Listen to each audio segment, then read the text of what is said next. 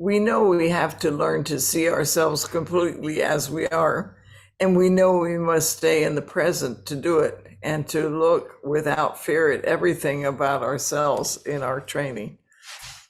But I'd like to suggest another way that we can work with ourselves. From a practice point of view, please think about another way of looking at your life and your place in the world. This way suggests staying very close to your mind at all times and being aware of the thoughts that show up, because the world is too big to manage as it is, but to develop self-knowledge, we are not too big to manage as we are. So suppose you were going from one place to another on a small trip. You would take the path that was most direct, and you might even take a scenic route if it wasn't too long and you weren't in a hurry. But you wouldn't take just any path you came upon and still expect to get to your destination. You'd take a path that always went towards your destination, no matter how much it deviated into a side path. Now imagine that you may be tempted to try different paths and could even get sidetracked along the way. If you don't care where you're going, it could end up being an adventure, and it could be a waste of time, and it might even be fun, but you would never get to your destination. So while you watch your mind carefully to study your thoughts, you should not ever lose track of the fact that you are heading towards self-knowledge. First, you study your thoughts, and with patience, you can finally relax and watch your mind at ease as it turns and spins with thoughts and ideas. But then you start to notice a little something extra. You notice that every thought comes with an invitation, much like a bait on a hook, as if you were a fish in water. Some thoughts can entertain you so much you forget what you're doing and follow them. And the mind seems to sing to itself all the time. Promise them anything, but keep them engaged. Don't let their interest fall.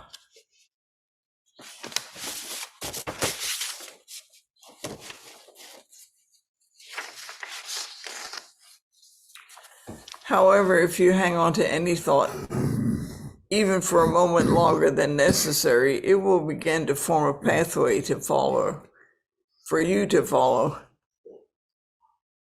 wherever it goes, even though it may not even go near where your real destination is, which is self-knowledge.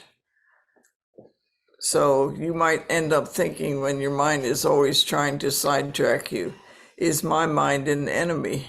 And no, it's not an enemy, but it is either an ally or a trickster. We don't have to follow every thought that comes into your head, but if you do, you can make a pathway of it. And one of them will tease you to follow it. And a pathway is a very hard thing to break out of once you enter it, because think of it like a track with railings around it. And when you enter into it without noticing what you're doing and move along in it, you find after a while it's not that easy to break it and step out of it. But even as you do get lost in a dream, there is a superhero right in your vicinity, like a good concerned friend. And this is an ally, your own mind, and will come to your assistance and help you to get out of the predicament you've entered. So if you do follow the thought and get lost somewhere, your own mind, like this concerned friend, will help you every time, because what has entered your mind is a thought. And then as a pathway in your mind, before it's realized as a pathway, it still has the appearance of a smoke or something intangible, and it will stay that way as long as it's not entwined with emotions and further thoughts. And you can pull away from this by just being alert if you let your mind ally deal with the smoke-like reality. You do not have to follow every thought that comes into your head, but if you do, you will make it into a pathway to follow. The more you follow a pathway, the more you will be the compelled person to follow a pathway, and that can take you far from where you really want to go. And finally, the path you find yourself on, the more you stay in it, the more you fill it with emotion, and the more rapidly the path becomes actualized, and the more you are then compelled to follow it as your life. But if you follow the thought and forget everything else, it will cost you your self-determination and freedom.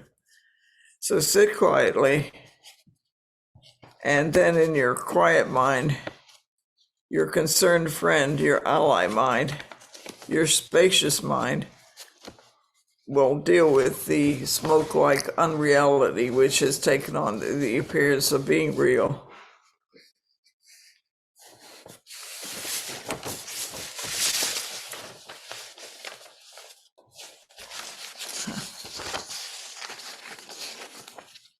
Your mind can be an ally or a trickster. It's your choice. If you want to master yourself, you have to befriend the ally and let the trickster go every time. Learning good choices depends on how often you follow the trickster before you realize what you're doing. Each thought becomes a pathway in the mind, none of them more substantial than smoke in reality, unless you entangle yourself with them.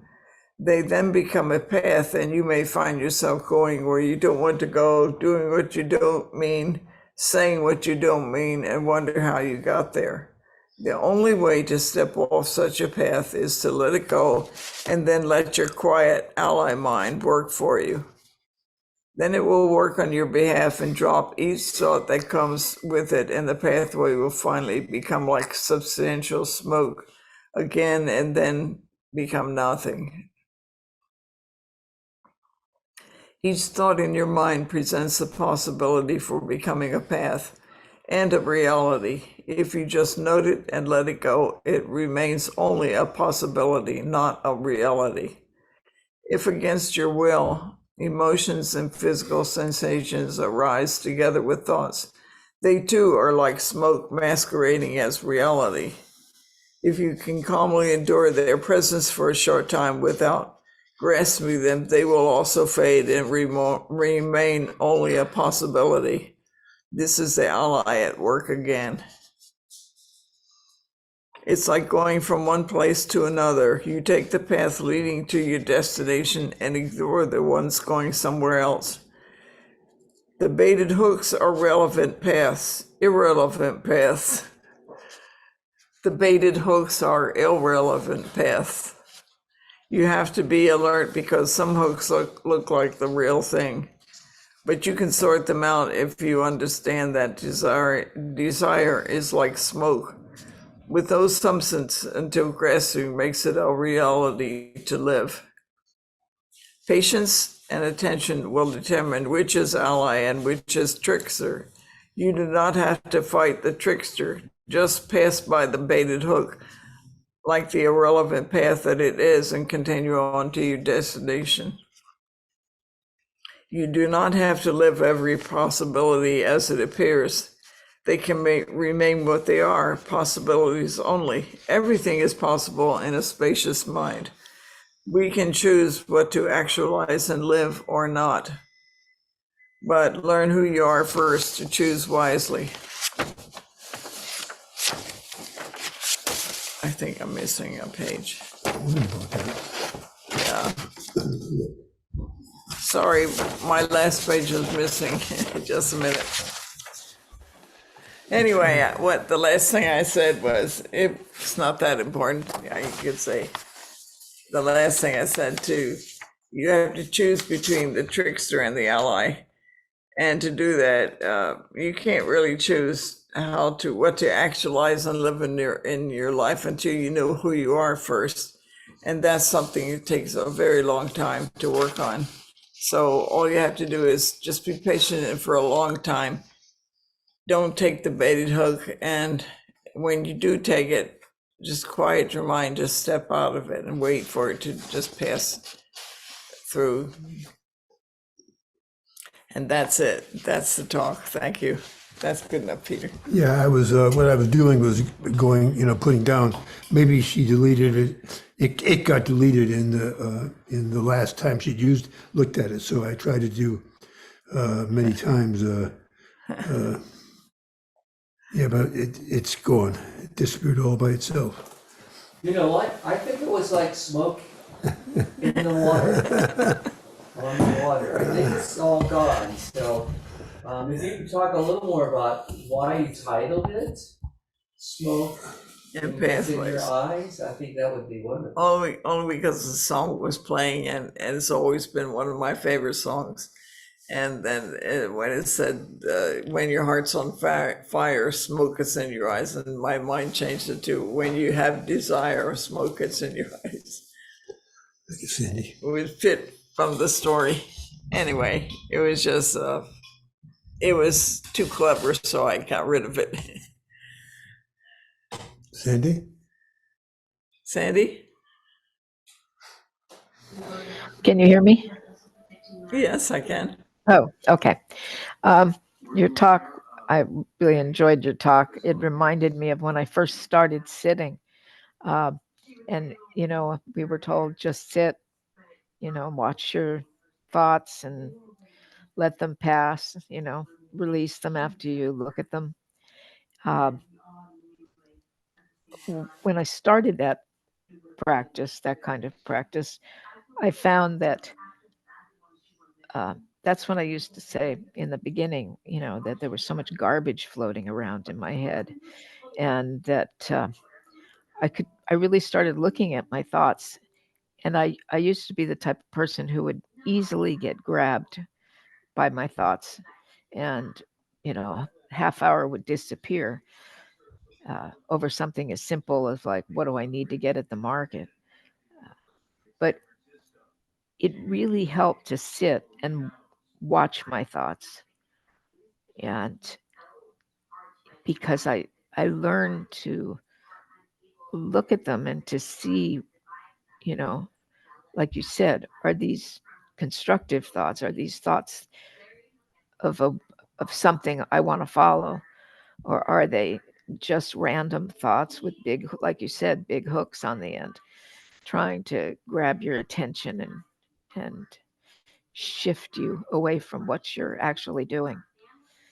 So it took me a long time to get to the point where I could relax enough to look. But when I did, it made a big difference because I started to realize how much um, my mind was trying to grab me. And it made a big difference in my practice and how my outlook on life.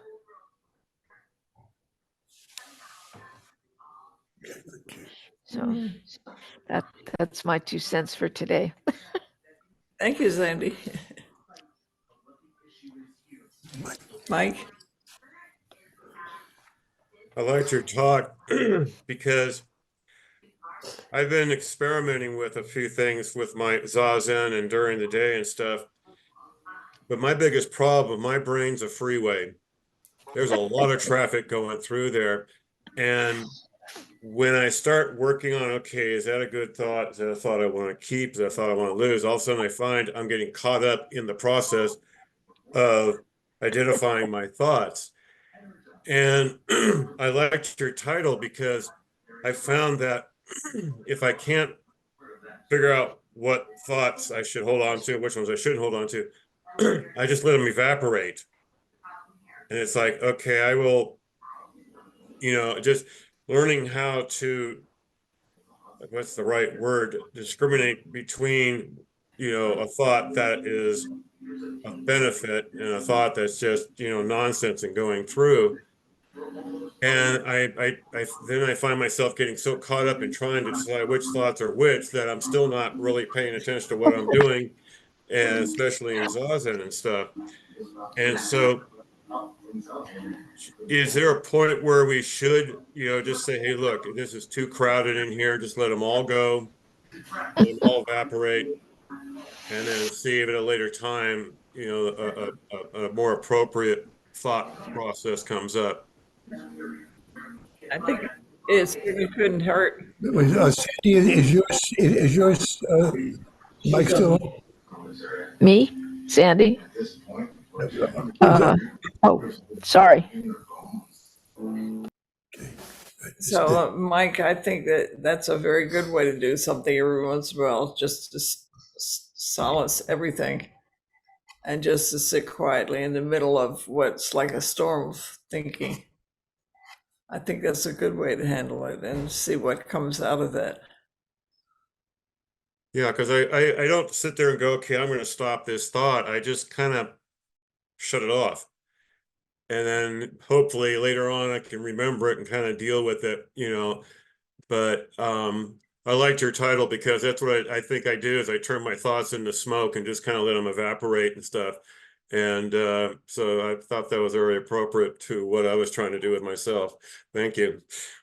Yes, Matt. You are. Matt. Matt, Yeah, hi. Yeah, I thought it was a great talk. Thank you. The metaphor of the bait on the hook. I really liked the those hooks hurt, and what I've found in my own practice, and this is where I found body awareness to be so important, in addition to just catching yourself with thoughts, is that when you catch yourself getting hooked, being aware of the fact that those thoughts hurt. Thinking hurts, especially when you are, the more quiet you get, the more painful they become. And for myself at least, and the more inclined I am to let go of them. So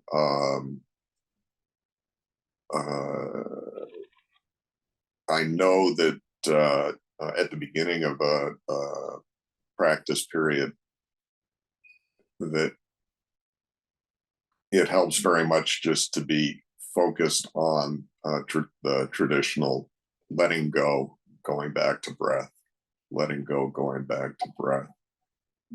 But as the quiet comes and the thoughts begin to seem even more prevalent, they begin to hurt more. So I think it's so important to maintain, be really conscious of body awareness in addition to the process that you described. Thank you very much. you're welcome, Matt. Said it. Anyone else? Unfinished like the paper. Arvin. Arvin? So sorry, but I kind of got confused. So what's the smoke? Is the smoke your mind helping you not to follow a thought? With I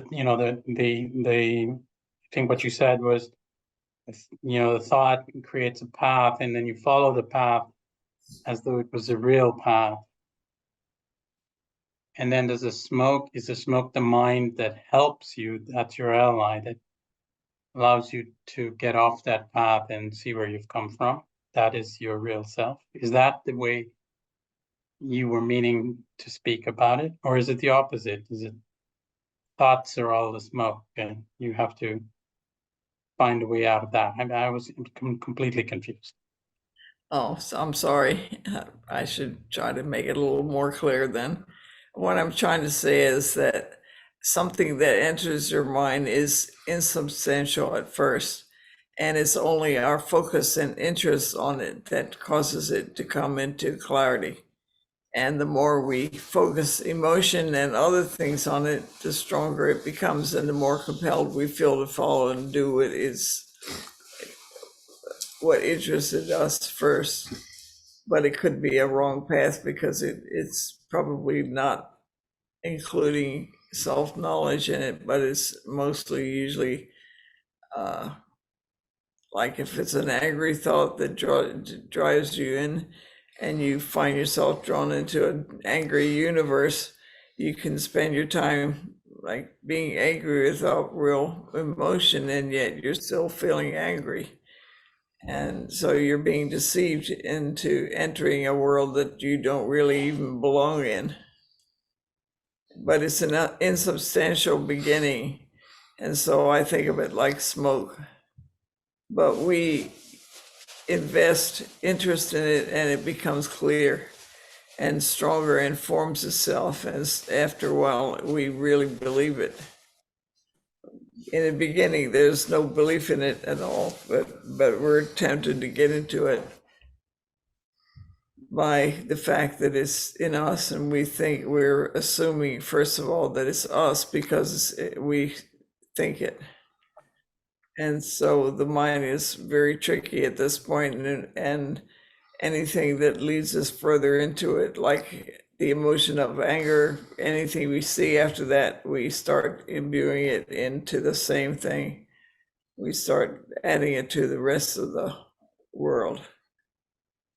And after a while, we've peopled that world with enough people to keep us there for a long time, unless we suddenly realize that we're just creating it and we don't have to really be there. And so all we can do is stop, and just what's not real will eventually disappear again. It's only real as long as our interest makes it real. So then the smoke in your talk is the natural state of our mind. You want a smoky mind so that you do not go around chasing things, every little thing that can thread through that smoke. No, you don't want a smoky mind. You want a clear mind. You want a spacious and clear mind. So, but the smoke comes in looking like it's something real. It comes tiptoeing in. What's that poem comes in? Fog comes like a cat. Okay, so you're following the smoke, and the smoke becomes something's real. See, this is the part, with metaphors that my feeble mind cannot, kind of follow, and it gets lost. So, but I think your explanation of, how a thought can become reinforced by you clinging to it makes sense. Yeah, it takes what's unreal and makes it real just because we're interested. What's the difference between unreal and real? Well, one has real fruits and one has nothing. Well, what is real? A fig is real. Sorry, a what? A fig is real. A fig, F-I-G. Yeah. A figment is not real. Oh, punchline was waiting there for the straight man. I leaned into that one. Sorry. And anyway, a smoke is this variety of thoughts that drifts through our mind, and we don't. But if we try to grab, because you can't really grab smoke, so the metaphor doesn't work that way. But it does work as something that is unreal and vague, just it's a little thought, and Jane's little thought is the smoke. But when we grab onto things and we think, oh, that's me, that's my mind, and we amplify it, and then we get in trouble. I was So thinking there's no problem with smoke. It's that when you're trying to Well, let's say it's smoke, but you think it's a cigarette and you try to inhale. I'll Well, think of, I'd like to get, the smoke metaphor does not work for me. So I'm just trying to understand the okay. teaching here. The reason I use smoke is because it's insubstantial. It changes forms very freely, and if you watch it, it just moves up and disappears. So it looks very solid when it's coming out of the stick, but it disappears about halfway up to the ceiling. It just suddenly is not there anymore. So that's why I think of things that come in our mind seem to be really interesting. Like if I'm worrying about something, say something happened to my cat is not coming home right away, and I start thinking, all these things start coming in my mind of accidents or all kinds of nonsense things start entering my mind. If they just sit there and do nothing, and I just ignore them, after a while I don't just feel them anymore. But isn't there some notion of discernment involved? I mean, not every thought is smoke. So how do you you talk about unreal and real, and you talk about thoughts that you let go, and I mean, is everything like that? Everything that you sense with your mind that is either connected to memory or to senses, is every creation in your mind basically just that? It's just an imaginary thing, and you needn't cling to any of it. I don't know. I'm curious I mean, do you have to make any distinction or not? I don't know about everything being smoke, but I do know that in my mind, when thoughts come in, they can come in and become very real. I can end up worrying incredibly over a thought and then just suddenly get a hold of myself and say, what am I doing? And put it aside, and it goes away. But all thoughts that come through, they, at least in my mind, when they come through, they're not very real, but they're there and they may be interesting. So what's unreal is what leads to suffering in your mind? I think what's not real is stagnating. I just waste my time on something that's not real.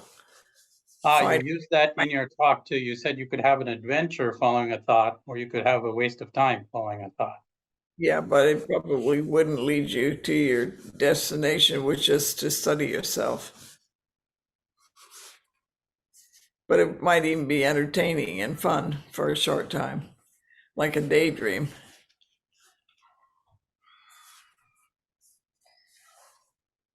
As usual, your talk has a lot of layers. Well, when I grow up, I'll make them more more intelligent. It's on my end, peeling the onion here is the koan that you give us. Mark. Mark? Oh, what? Oh, Oh, thank you. Morris. Mark. Mark Morris. Thank you, Jane. My father was a fire captain, so I grew up very conscientious of smoke. And it made me think that my practice is kind of like checking my smoke alarm on a regular basis. Because my thought was, and especially nowadays with social media, is like, what thought is even mine? The yeah, and the smoke metaphor is wonderful because it made me think of like waking up after a nap and smelling smoke and thinking, is my house on fire? And no. Okay, is that a barbecue? Yeah. Is it my neighbor's barbecue?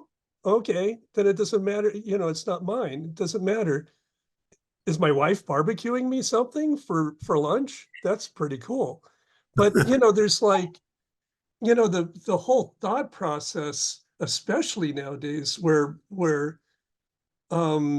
thinking isn't a personal thing. or it may not be a personal thing. It's really wonderful to have like some means in which to, like I said, check the smoke alarm and make sure that what I'm reacting to or what I'm even leading myself into is even mine. Anyway, thank you. I appreciate that. Yeah, Matt? Matt. I'm not quite sure what part of the conversation led me to this, but with regards to what you said, Jane, about the destination being studying the mind, to clarify that, I believe, and correct me if I'm wrong, what you're saying, not so much to study the mind being contents, but process. Is that correct? I'm sorry, what did you just say? Oh, the mind. Oh, Came to the door and I was, studying the process of the mind as opposed to the contents of the mind. I guess it's more of the process, yeah. Thank you. Yeah, it's like acquainting yourself with the idea that everything that comes in my mind must be me, and you sort of check that out to see if that's real. That may be leading to self-knowledge too, but it can be so entertaining and fun that you literally forget to do that. Okay. Okay. Anyone else? I wrote down something that you said that, this is typical Jane, right? Every thought comes with an invitation, and the mind seems to sing to itself as it accepts this invitation. So this makes me think, like, what is she saying here? It's just that's what it seems to me. The mind is tricking. The trickster for me is like a playful part of yourself that is very immature and therefore wants to play most of the time. And therefore, every possibility of play, it throws out into the mind, and we have a choice to put that away or to get involved in it.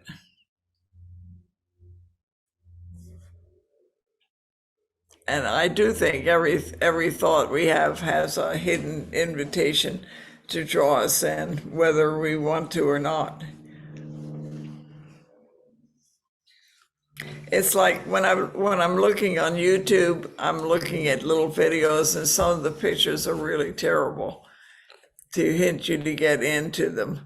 And they're not even concerned with what the picture is, but if the picture acts like it is. And if you're interested, you could look at it and waste the time looking and find that it has nothing to do with the picture. What's this? Someone left a message here right now. Phil. Okay, Phil wrote, just as water flows under the ground, so those who seek it find it. Without thought, without end, its effective power all pervasive. Buddha knowledge is also like this.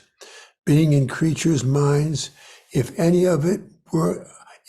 work on it with diligence, they will soon find the light of knowledge.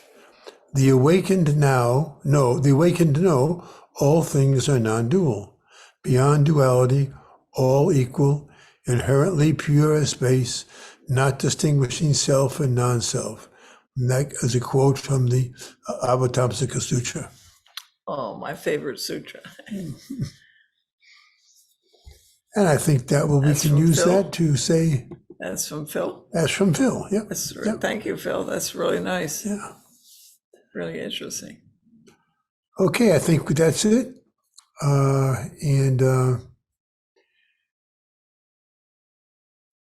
It's time for service. And we'll be having the service.